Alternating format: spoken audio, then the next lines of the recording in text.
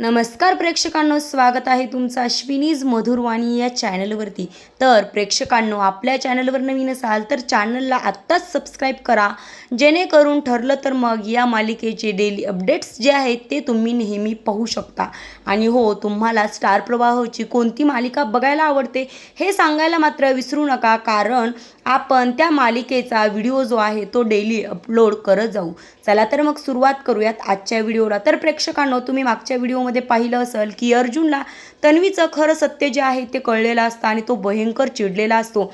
आजच्या भागामध्ये आपण पाहतोय की अर्जुन हा चिडून तन्वीला ओरडतो। तन्वी असं म्हटल्यानंतर मग लगेच प्रताप आणि कल्पना जे आहेत ते अर्जुनला ओरडतात आणि म्हणतात, काय झाले, का रे एवढा चिडलायस? यावेळेस अर्जुन म्हणतो की आओ डॅड, ही तन्वी नाही आहे असं सांगोपर्यंत लगेचच सायली बाजू घेत म्हणती, अहो डॅड, ह्यांना सर्व काहीचे नाटकं जी आहेत ती कळती आहेत आणि ही सर्व काही नाटक करते, देवळात जाण्याचं नाटक करते, गोवऱ्या थापण्याचं काही नाटक करते, आता देखील ही स्वयंपाकघरात जाऊन मदत करण्याचं नाटकच करत होती। यावेळेस अर्जुन म्हणतो की सायली असं म्हटल्यानंतर ती म्हणते, अहो मी काहीची बाजू वगैरे घेत नाही मग, आणि तुम्ही कशाला एवढी चिडचिड करताय? घरातल्या सगळ्यांना माहिती आहे की ही सगळं जी करते ते तिचे नाटकं आहे, ती मनापासून काहीही करत नाही। यावेळेस मग तन्वी सायलीला म्हणते की सायली, तू काय या सर्वांना माझ्याबद्दल भडकवतेस, आणि प्लीज तुला जर ही सर्व माझी काही नाटकं वाटत असतील तर प्लीज तुम्ही दोघेही यापासून दूरच राहा, कारण मला माझ्या माणसांची सेवा करायची आहे,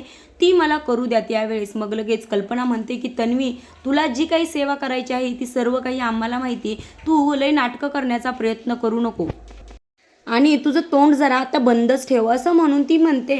कल्पना अर्जुनला म्हणते की अर्जुन, गेले काही दिवस ही नाटकच करते, तुला तू रोज बघत आलायस, मग आज का बरं एवढा चिडलायस? यावेळेस अर्जुन म्हणतो की आई, तिचे नाटकं खूपच वाढत चाललेत आणि आज जे स्वयंपाकघरात देखील जाऊन ती स्वयंपाक करण्याचं हे काही नाटकच करते, गरम पाणी काय आणून देते, काय काय करण्याचा प्रयत्न करते, हा सर्व काही खोटारडे पण आहे, असं म्हटल्यानंतर मग तेवढ्यात अश्विन जो आहे तो तिथे येतो आणि तो म्हणतो, दादा, असं म्हणून ओरडल्यानंतर लगेच तो म्हणतो, ती जे काही करते ते तुम्हाला नाटकं वाटतात, कारण तुम्हाला चांगल्या नजरेने तिच्याकडे बघायचंच नाही आणि तुमचा जो बघण्याचा दृष्टिकोन आहे तो तिच्या बाबतीत वाईटच आहे, तो तुम्हाला कधी सुधारायचाच नाही आहे का? यावेळेस प्रताप म्हणतो की बास करा रे, किती हे करताय? त्यावेळेस अश्विन म्हणतो, बासच करायचंय बाबा, पण रोज रोज तेच तेच ऐकून मला कंटाळा आला आणि हे मला संपवायचंय कायमचं। यावेळेस सायली म्हणते की अहो आता बास करा, आणि असं म्हणून ती म्हणते, चला आपण जाऊया, हा विषय इथं संपूया, असं म्हणून ते दोघे मग तिथून निघून जातात।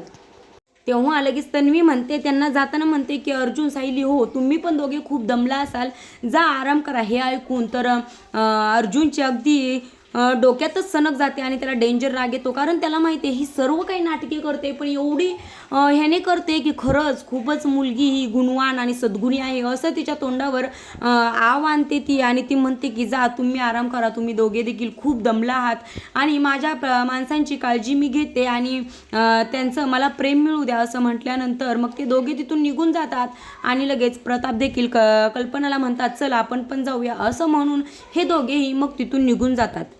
मग आता दुसरीकडे अर्जुन आणि सायली हे त्यांच्या बेडरूममध्ये गेल्यानंतर अर्जुन खूप चिडचिड करायला लागतो। तेव्हा सायली म्हणते की अहो कशाला एवढी चिडचिड करताय? त्यावेळेस अर्जुन म्हणतो की तू जे काही सत्य आहे ते का बरं सांगू दिलं नाहीस?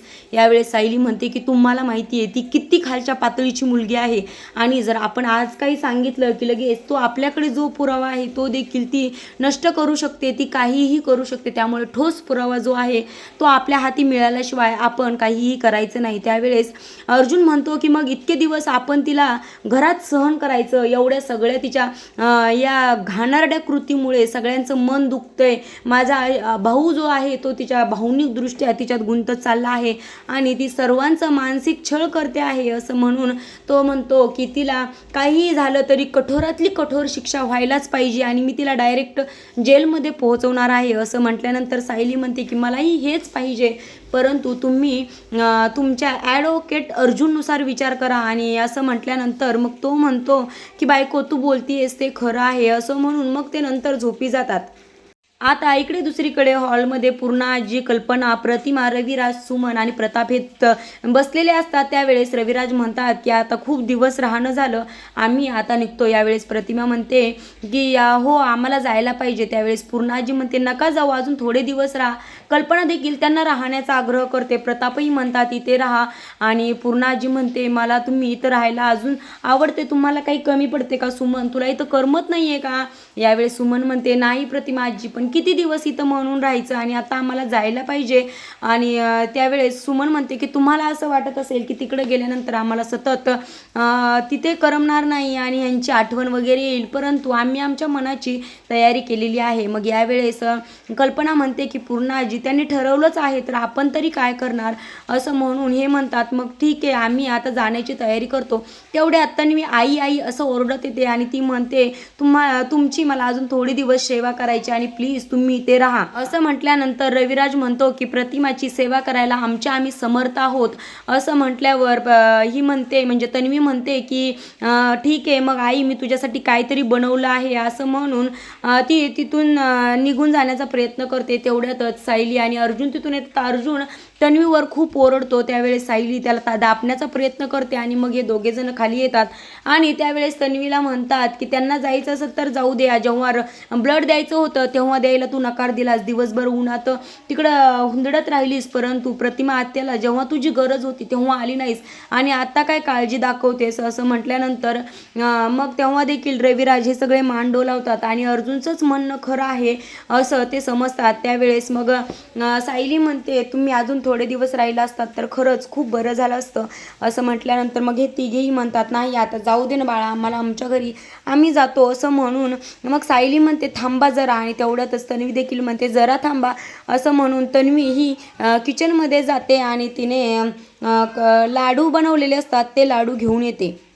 तेव्हा सगळेच जण तन्वीकडं अगदी आश्चर्याने बघतात. पूर्णाजी तर खूपच तिच्याकडं चकित होऊन बघतात की खरंच तन्वी काहीतरी करण्याचा प्रयत्न करते आणि तेव्हा मग ती लाडू आणते आणि तेव्हा रविराज म्हणतात की तुझ्या हातचं आम्हाला काहीही नकोय.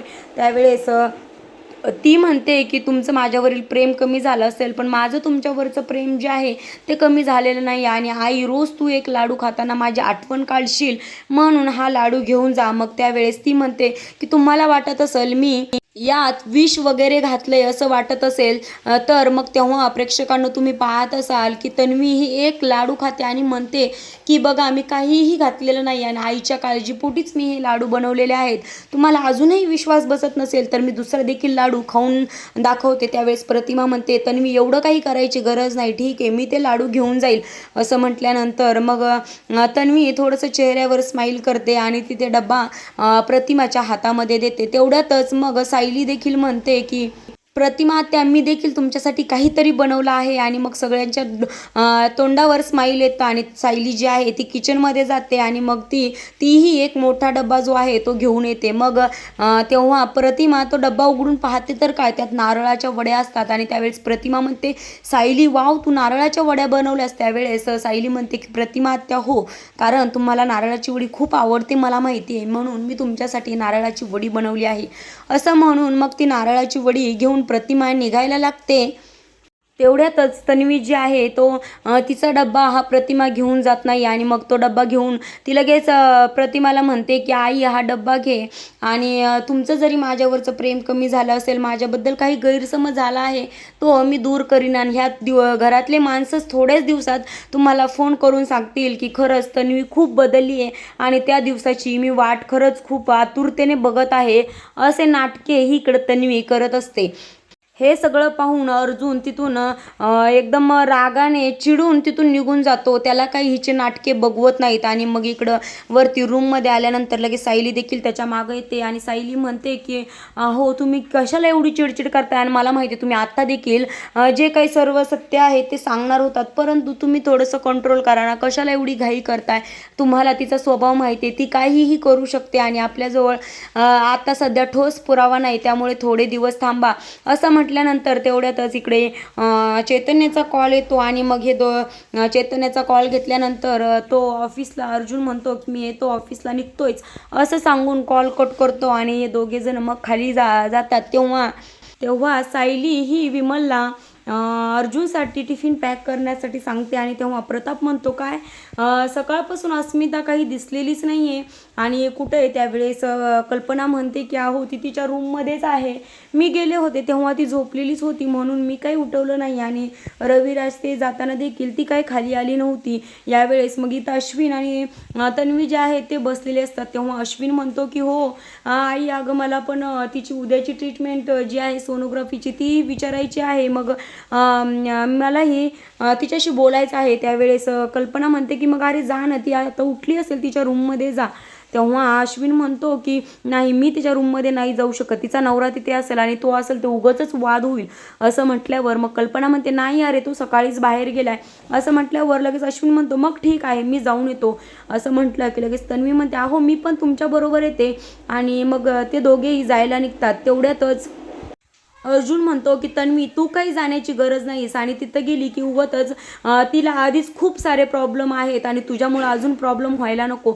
यावेळेस अश्विन म्हणतो की तिला का प्रॉब्लेम होईल, तिला काही प्रॉब्लेम होणार नाही. तुम्ही ठरवलंच आहे का तन्वीशी व्यवस्थित वागायचं नाही आणि तिचा चांगलेपणा सहनच करून घ्यायचा नाही आहे. तन्वी बदलायचा प्रयत्न करतीये तर तुम्ही सारखं सतत रोज तेच तिच्याशी बोलताय, तिला बदलूनच द्यायचं नाही का. असं म्हटल्यानंतर पूर्णाजी म्हणते की जा तन्वी, तुला जायचं असेल तर अस्मिताला जाऊन भेटून ये आणि अर्जुनला ती शांत बसण्यासाठी सांगते. मग त्याच वेळेस लगेच कल्पना देखील म्हणते की तन्वी तुला जायचे तर जा आणि हो तिला काय हवं नको ते विचार आणि तिला जे खायला हवं असेल ते तू करून दे. असं म्हटल्यावर अश्विन म्हणतो की थँक गॉड, बरं झालं तुम्ही तन्वीच्या वागण्यावर विश्वास ठेवता आणि एवढी तरी जबाबदारी तिच्यावर देण्याचा तुम्ही प्रयत्न करताय. मग ते दोघेही अश्विन आणि तन्वी हे दोघेही तिथून निघून जातात आणि मग या दोघांना विचार येतो. तेव्हा अर्जुन म्हणतो की पूर्णाजी हे तू बोलतेस आणि आई तू पण असं बोलतेस. यावेळेस सायली म्हणते की मी तुमच्यासमोर हात जोडते, प्लीज तुम्ही प्रियावर विश्वास ठेवू नका. असं म्हटल्यावर प्रताप म्हणतो की आम्ही तिच्यावर विश्वास ठेवतच नाही आहे, पण ती बदलण्याचा प्रयत्न करते तर आपण तिच्याबरोबर सतत तसंच वागायला नको. मग ती आपल्याशी चांगलं वागते तर आपण पण तिच्याशी चांगलं वागण्याचा प्रयत्न करूयात. प्रेक्षकांनो, आजच्या भागातील धमाकेदार ट्विस्ट म्हणजे ते तन्वी जी आहे ती सदा आणि महिनेला पैसे देते आणि हे पैसे देताना सायली ही तिचा पाठलाग करून तिच्या मागे आलेली असते आणि ती रंगेहात इकडं तन्वीला पकडते. मग पुढच्या भागामध्ये आपण पाहणार आहोत की हे सर्व सत्य कळल्यानंतर सायली काय रिॲक्ट होणार आहे आणि ती महिनेला आणि सदाला सर्व काही सविस्तर विचारते का, हे आपण पुढच्या भागामध्ये पाहणार आहोत. प्रेक्षकांनो, आजचा व्हिडिओ आवडला असेल तर लाईक करा आणि आपल्या चॅनलला नक्की सबस्क्राईब करा. आणि हो, तुम्हाला सांगितल्याप्रमाणे तुमची मालिका आवडती जी आहे ती कमेंट बॉक्समध्ये सांगायला विसरू नका. भेटूयात पुढच्या व्हिडिओमध्ये, तोपर्यंत धन्यवाद.